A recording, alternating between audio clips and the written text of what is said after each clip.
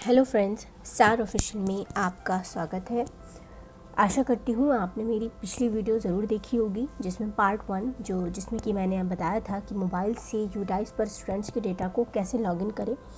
अब ये इस वीडियो का पार्ट 2 है जिसमें कि आगे का प्रोसेस पूरा जानेंगे कि कैसे सारे बच्चों की डिटेल्स हमें फिल करनी है।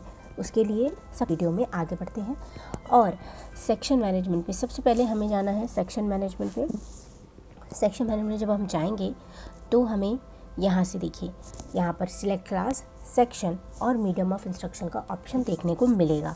देखिए, सबसे पहले आप क्लास में जाएंगे। यहाँ से क्लास देखिए, यहाँ पर 1 to 8 क्लास हमें शो हो रहे हैं। क्यों? बिकॉज हमारा जो स्कूल है वो 1st to 8th है। अगर आपका स्कूल NC से स्टार्ट होता है तो यहाँ पर आपको NC KG इसके भी ऑप्शन आएंगे, वो आपको सिलेक्ट करना रहेगा। तो अब हम देखते हैं जल्दी से क्लास 1 पे सिलेक्ट कर लेते हैं। और चूँकि मैंने डेटा क्लास 1 का सेक्शन A का मैंने डाल दिया है तो इसलिए यहाँ ऑटोमेटिकली सेक्शन B आ गया है। सेक्शन 2 जनरेटेड में सेक्शन B आ गया। अगर आप पहली बार कर रहे हो तो यहाँ पर आपको सेक्शन A दिखेगा, तो आप यहाँ से सेक्शन B सिलेक्ट कर लेंगे और मीडियम ऑफ इंस्ट्रक्शन में आप हिंदी कर लोगे। ठीक है, क्योंकि मेरा मीडियम ऑफ इंस्ट्रक्शन हिंदी था तो यहाँ ऑटोमेटिकली हिंदी आ रहा है। अगर आपके में इंग्लिश होगा तो इंग्लिश आएगा और यहाँ से ऐड सेक्शन कर देंगे। तो देखिए, आपका क्लास 1 का जैसे A मेरा ऑलरेडी था तो B सेक्शन यहाँ पर ऐड हो गया है। नीचे जब आप स्क्रॉल करेंगे तो देखिए यहाँ पे दिख जाएगा आपको। ठीक है, अब आपको ऐसे ही आप सेकंड क्लास का डेटा ऐड करेंगे, सेकंड क्लास का सेक्शन सिलेक्ट करेंगे और ऐड कर देंगे। ऐसे ही थर्ड का करेंगे। ऐसे ही आपको सारे ही जितने भी क्लासेस हैं आपके, वो सारे क्लासेस आपको ऐड करने हैं और यहाँ पर आपको सारा डेटा यहाँ पे देखने को मिल जाएगा। उसके बाद अब हम चलते हैं स्कूल डैशबोर्ड पर। स्कूल डैशबोर्ड पर जब हम जाएंगे तो हमें सारे बच्चों का डेटा ये दिखेगा।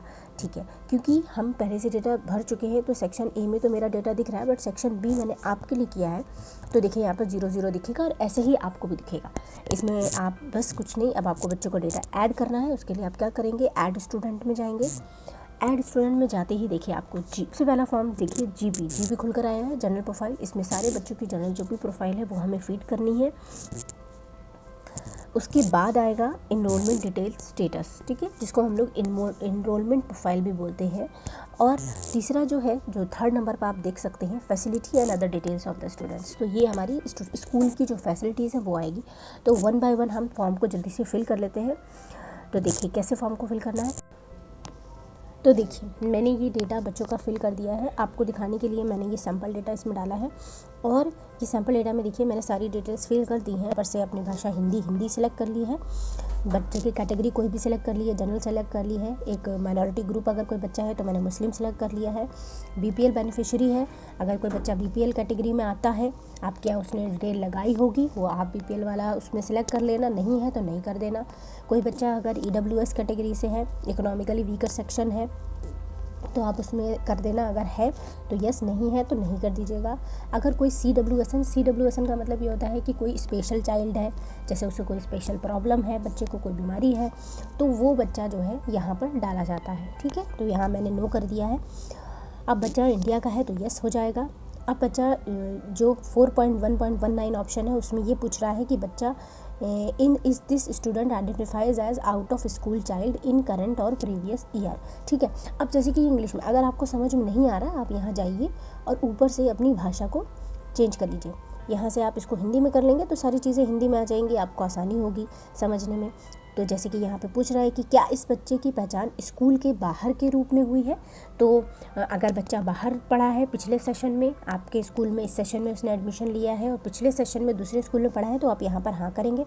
और जैसे ही आप हाँ करेंगे तो यहाँ पर एक ऑप्शन खुल के आएगा, बच्चे को मुख्य धारा में कब शामिल किया गया। तो आपके स्कूल में उसको कब शामिल किया गया, इस सेशन में करा गया या पिछले वाले एकेडमिक ईयर में करा गया, तो वो आप यहाँ से दोनों ऑप्शंस आपको दिए हैं, आप वो सिलेक्ट कर लेंगे। ठीक है, तो मैं यहाँ से नहीं कर रही हूँ कि बच्चा हमारे यहाँ पहले से यहीं पढ़ रहा था, बच्चा शुरू से, तो मैं यहाँ पर नहीं कर दूँगी। और देखिए ये ऑप्शन हमारा नीचे वाला जो ऑप्शन है वो बंद हो जाएगा। अब बस मैंने सारी डिटेल्स भर ली हैं, अब मैं इसको जमा कर दूँगी। जैसे ही जमा करेंगे देखिए कुछ फील्ड्स कंपलसरी बता रहा है, जैसे कि मोबाइल नंबर मैं डालना भूल गई थी, तो आप भी ध्यान रखिएगा कि कुछ चीज़ें हैं जो आपको रखनी है सही। तो आप जो है वो सही, मैं ऐसे ही कुछ भी मोबाइल नंबर यहाँ पर डाल दे रही हूँ, 10 अंकों का मैंने डाल दिया है। आपको सारी डिटेल्स भरनी है क्योंकि आपका फॉर्म सबमिट नहीं होगा अगर जब तक आपने जो मैंडेटरी फील्ड्स हैं वो भरी नहीं है। तो मैंने सारी डिटेल्स भर दी हैं, आप जमा कर देंगे। देखिए आप यहाँ पर से पुष्टि कर लीजिएगा सारी डिटेल सही है कि नहीं बच्चे की, यहाँ से हो जाएगा। अब जैसे यहाँ पे ऑप्शन आ रहा है नया छात्र जोड़ें, डैशबोर्ड पर जाएं और नामांकन भरें। तो अभी हमने एक फॉर्म भरा है, तो अब हम क्या करेंगे, नामांकन भरे पे जाएंगे।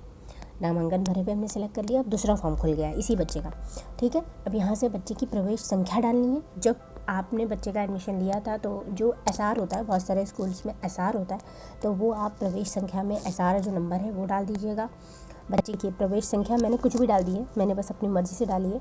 और यहाँ पे जो भी बच्चे ने प्रवेश तिथि है, जो इस साल की प्रवेश तिथि है वो आपने डाल दी है। और मतलब कि 2020 में बच्चा, जो 2020 और 23 का जो बच्चा है उसकी जो प्रवेश तिथि है वो आपको यहाँ पर बहुत ध्यान से डालनी है, ठीक है। अगर आप पिछली डेट डालोगे, जैसे कि सपोज़ आपके यहाँ बच्चा था फर्स्ट, आप अभी 8th क्लास का डाल रहे हैं या 7 का डाल रहे हो, बच्चा 8th से फर्स्ट से पढ़ रहा है और फर्स्ट में जो उसने एडमिशन लिया था वो डेट इसमें नहीं डलेगी। याद बहुत ध्यान से इस चीज़ को ध्यान रखें कि यहाँ पर जो डेट पड़ेगी वो इस साल की डेट पड़ेगी। इस साल का जो एकेडमिक ईयर स्टार्ट हुआ है, जो भी आपके स्कूल का एकेडमिक सेशन जिस डेट से स्टार्ट होता है, या तो आप वो डाल दें, या फिर अगर इस साल बच्चे ने इसी साल एडमिशन लिया है तो आप वो डाल दें बस, ठीक है। तो आप ये सारी डेट मैंने ऐसे ही डाल दी हैं कुछ भी। जैसे कि अब यहाँ पे पूछा था कि बच्चा कहाँ से है, क्योंकि मैं फ़र्स्ट क्लास का भर रही हूँ, तो फर्स्ट क्लास में तो क्योंकि मेरा स्कूल फर्स्ट से ही स्टार्ट है तो मैं यहाँ पर नॉन स्टडिंग में कर दूँगी। अगर सपोज़ उसने प्री नर्सरी बच्चे ने पढ़ा है, ठीक है, तो उसने नर्सरी या केजी वगैरह पढ़ा है, तो उसके लिए मैं फिर यहाँ पर स्टडीड एट अदर स्कूल करूँगी। तो देखिए नीचे के ऑप्शंस खुल के आ जाएंगे। तो यहाँ पर देखिए मैंने स्टडीड एट अदर स्कूल किया तो यहाँ पर ऑप्शन आने लगा कि उसने क्या पढ़ा। तो मैंने सपोज़ मैंने प्री प्राइमरी कर दिया। आप जैसे प्री प्राइमरी में कर दिया है, अब देखिए यहाँ से पूछेगा कि बच्चे ने जो परीक्षा दी थी वो उसने अपीयर करा उसमें कि नहीं किया। तो अगर अपीयर किया, बच्चा बैठा है परीक्षा में, तो आप अपीयर का पे लगा देंगे, नहीं बैठा है तो नॉन अपीयर पे, ठीक है। फिर एक ऑप्शन है कि पिछली कक्षा में अध्ययन किया, परीक्षा का परिणाम, तो उसने अध्ययन किया और फिर वो पास हुआ कि नहीं पास हुआ या ग्रेस से पास हुआ, जो भी बच्चे का रहता है, हम लोग मोस्टली सबको पास ही कर देते हैं, तो यहाँ पे पास होता है। अब हम यहाँ पे प्राप्तांक डालना है, तो प्राप्तांक में मतलब उस बच्चे की परसेंटेज, तो मैंने डाल दी सपोज़ 90%, ठीक है। 90% में आपको यहाँ पे पूरा डिजिट के फॉर्म में डालना है, कोई भी दशमलव के फॉर्म में परसेंटेज नहीं डालनी है, पूरी डालनी है, ठीक है। तो अब यहाँ पर उसके वह तो आप उस स्कूल से पूछ के कि बच्चा कितने दिन आया है वो आप यहाँ पर डेटा डाल दें, पिछले स्कूल का बच्चा है दूसरे स्कूल का। और अगर आपके पास अगर डेटा है तो आप आसानी से डाल सकते हैं, और अगर नहीं है तो फिर आपको पता है क्या करना है। आप ध्यान रहे कि ये जो स्कूल के दिनों की संख्या है वो 180 से कम नहीं होनी चाहिए। तो बस आप इसको जमा कर दें, जैसे कि मैंने जमा कर दिया फॉर्म को। अब हम दूसरे फॉर्म पर पहुंच जाएंगे, देखिए बस यहाँ से। अब ये स्कूल फैसिलिटी वाला फॉर्म है, इसमें आपको सारी फैसिलिटीज़ देनी है, दिखनी है कि क्या क्या है, ठीक है। जो भी फैसिलिटी आपका स्कूल प्रोवाइड करता है आप यहाँ से इसमें सिलेक्ट कर दें और आगे बढ़ जाएंगे, ठीक है। तो जैसे कि इंग्लिश में भी कर सकते हैं, तो देखिए जो भी आपको लैंग्वेज में आप कंफर्टेबल हैं, आपको कुछ समझ में नहीं आ रहा, आप उसको इंग्लिश में कन्वर्ट कर लें, हिंदी में कर लें। अब जैसे कि यहाँ पे पूछ रहा है, मैंने यहाँ पे आप देखिए scholarship received by student in previous academic year, ठीक है। तो अगर नहीं मिली है तो कर दीजिए, नहीं मिली है तो नो कर दीजिए। अगर student has been screen for specific learning disability, तो स्पेसिफिक लर्निंग डिसेबिलिटी अगर होगा तो आप यहाँ अगर यस कर दें, नहीं तो नो कर दें, ठीक है। और ये ASD जो भी है, ऑटिज़म डिसऑर्डर, ये सारी डिसऑर्डर्स हैं। किसी बच्चे को ऑटिज़म होता है, किसी को कोई हाइपर एक्टिव बच्चा है, तो ये अगर कोई भी बच्चा आपके स्कूल में ऐसा है तो उसके लिए आप यहाँ पे यस और नो कर दीजिएगा, ठीक है। कोई बच्चा एक्स्ट्रा करिकुलम एक्टिविटी है, कोई अच्छे लेवल पे कुछ खेलता है आपके स्कूल में, तो आप वो ऐड कर दें। Has the student been identified as a gifted और टैलेंटेड, तो वो आप यहाँ पर से सिलेक्ट कर दें। अगर आप यहाँ पे देखिए यस करेंगे तो फिर यहाँ पे कैटेगरी आपको सिलेक्ट करनी पड़ेगी कि बच्चा कौन सी कैटेगरी में टैलेंटेड है, गिफ्टेड है, ठीक है। नहीं है तो नहीं कर दीजिए, बस। फिर आपने पूरा फॉर्म फिल कर दिया। यहाँ पर आप जो सबसे लास्ट ऑप्शन है कि does the student participate in NCC NSS, आपके स्कूल में अगर NCC NSS का कराया जाता है, वैसे तो कंपलसरी है, सारे स्कूल में होना चाहिए, तो आप यहाँ से यस कर देंगे, नहीं तो नो कर देंगे, ठीक है। तो मैं यहाँ पर नो कर देती हूँ। और अब मैंने जैसे कि सारे ही सिलेक्ट कर लिए हैं, सबको मैं नो कर दे रही हूँ, ठीक है। और मैं इसको सेव कर दूँगी। तो अब देखिए मेरा डेटा पूरा सेव हो गया है। अब ये डेटा आपका सेव रहेगा, आपको बार बार चेंज करने की या उसको करने की ज़रूरत नहीं है। ठीक है, अब हम नेक्स्ट करेंगे तो देखिए यहाँ से खुल के आ जाएगा। ये बच्चे का पूरा प्रीव्यू है, इसमें पूरा प्रीव्यू डेटा है बच्चे का। आप यहाँ से सारा डेटा चेक कर लें एक बार कि डेटा सही है कि नहीं है, और बस उसको कंप्लीट डेटा कर दें। जब आप कंप्लीट डेटा कर देंगे तो आपका डेटा सेव हो जाएगा। अब आप यहाँ पे देखिए ऑप्शन आ रहा है ओके और बैक टू स्टूडेंट डैशबोर्ड। आप बैक टू स्टूडेंट डैशबोर्ड पर सेलेक्ट करेंगे और देखिए आपको यहाँ पर अपने बच्चे की सारी डिटेल दिखने लगेंगी। ठीक है, बस इसी तरह से आपको सारे ही बच्चों का डेटा सिलेक्ट करना है। जैसे कि मैं अब दूसरे बच्चे का भी दिखा देती हूँ। अब आपको जाना है स्कूल डैशबोर्ड पर। आप जाएंगे तो आपको सारे बच्चे जितने भी आपने सिलेक्ट करे हैं सेक्शंस, जैसे कि सेकंड क्लास का भरना है तो सेकंड क्लास का भी ऐसे ही आप डेटा फिल कर सकते हैं। अब मुझे फर्स्ट में और बच्चे से ऐड करने हैं तो कुछ नहीं करना, ऐड स्टूडेंट पे जाना है और बस यहाँ से आप दूसरे बच्चे की डिटेल फिर से फिल कर लेंगे और वो आपको यहाँ पर शो होने लगेगी। जब आप सारी डिटेल्स भर लेंगे सारे बच्चों की, तो आपको स्कूल डैशबोर्ड पर आप जाएंगे तो आपको सारे बच्चों की ऐसे ही 1 बाय 1 सारी डिटेल्स आपको देखने को मिल जाएंगी। अगर आपको कोई भी चेंजेस करने हैं, जैसे कि आधार नंबर पहले नहीं था अब आपको डालना है, तो कुछ नहीं है, आप बस जाएंगे। जैसे आपने डेटा सेलेक्ट किया था, जैसे मैंने डेटा भरा है, अब मैं व्यू एंड मैनेज पे जाऊंगी। ठीक है, तो यहाँ पे मुझे दिख रहा है कि भाई फर्स्ट क्लास में एक बच्चा है मेरा, सेकंड बी सेक्शन में। यहाँ से मुझे आधार नंबर चेंज करना है, तो आधार नंबर के लिए मैं जीबी में जाऊँगी। जीबी में जाके मैं यहाँ पर आधार नंबर अपना चेंज कर दूँगी। सपोज़ अब मुझे आधार नंबर मिल गया है तो मैंने आधार नंबर डाल दिया। अब मेरे पास तो है नहीं तो मैं 9 ही करूँगी। अब बस आप अपना आधार नंबर डाल दीजिएगा। ठीक है, याद रहे इसमें सही आधार नंबर ही पड़ेगा, गलत आधार नंबर ये लेगा नहीं। तो बस मैंने डाला और इसको अपडेट कर दिया। बस आपका ये डेटा हो गया है। तो बस ये आपका डेटा अपडेट हो गया है और इस तरह से आप सारा डेटा अपना अपडेट कर सकते हैं। डेटा में अगर आपको चेंजेस करने हैं तो आप आराम से ऐसे ही डैशबोर्ड पर जाकर अपने डेटा को चेंज कर सकते हैं। ठीक है, जब आप सारा डेटा फिल कर लेंगे तो आप यहाँ पर जाएंगे लिस्ट ऑफ ऑल स्टूडेंट्स में।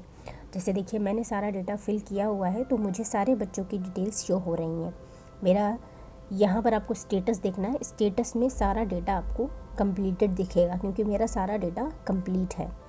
ठीक है, देखिए कुछ बच्चे जिनका आधार नंबर नहीं था तो यहाँ पे नॉट अवेलेबल लिखा हुआ आ रहा है, तो वो अभी आया नहीं है, उसको बाद में अपडेट करना है। तो ये सारी डिटेल्स आपको शो हो जाएंगी और जब ये हो जाएगा आपको डाउनलोड एक्सेल पर जाना है। जैसे कि यहाँ पे ये फ़ाइल आ रही है और आपकी ये फ़ाइल यहाँ पर से डाउनलोड हो जाएगी। मैं कर चुकी थी तो डाउनलोड अगेन का हो गया ऑप्शन। तो यहाँ से देखिए ये आपको डिटेल मिल जाएगी। यहाँ से आप इसको जब सिलेक्ट करेंगे पूरी डिटेल, पूरी बच्चों की जो भी एक्सेल शीट थी वो सारी आपको यहाँ पे शो होने लगेगी। सारे बच्चों का डेटा आपको मिल जाएगा। यहाँ से आप अपना सेलेक्ट करके अपने मोबाइल में, लैपटॉप में आगे के लिए उसको संभाल के रख लीजिएगा। ठीक है, अगर आपको मेरी वीडियो थोड़ी भी हेल्पफुल लगी हो तो प्लीज़ मेरे चैनल को सब्सक्राइब करें, इस वीडियो को ज़्यादा से ज़्यादा शेयर करें, इसको लाइक करें और आपको कोई भी क्वेरी हो तो प्लीज़ कमेंट सेक्शन में पूछें।